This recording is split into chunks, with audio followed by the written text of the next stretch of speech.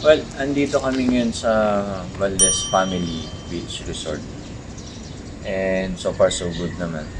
Nakakatuwa kasi we were invited by Jerry and Marie for their pictorials dito. And of course, wala namang iba kasi family naman sila.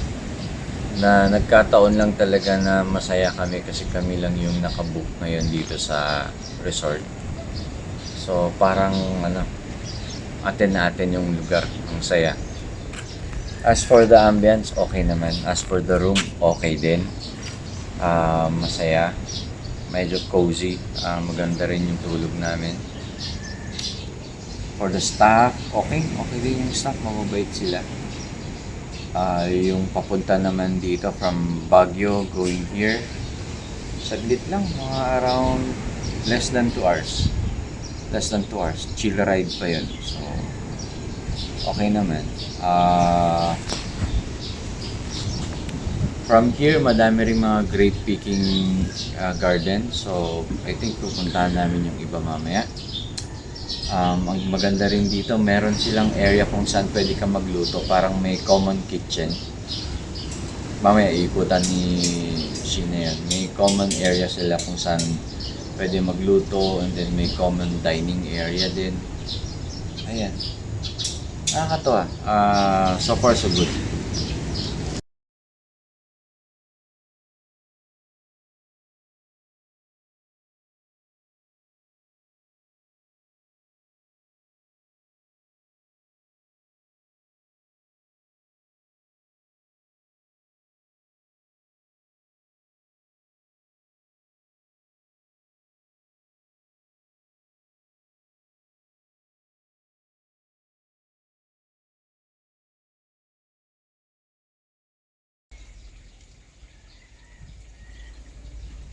Smile!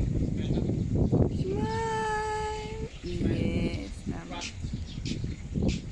Ito yung kanilang common kitchen. So pwede kang magluto, pwede kang may hugasan diyan, may grill dito. So provided nila pag nag-check-in dito.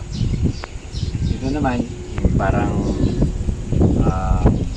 common dining area. Yan.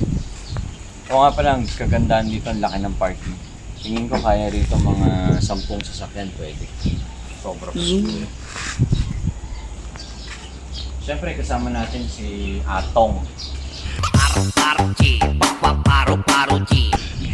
Atong Aror.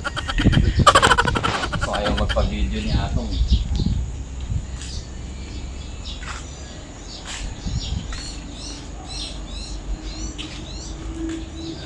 Atong ang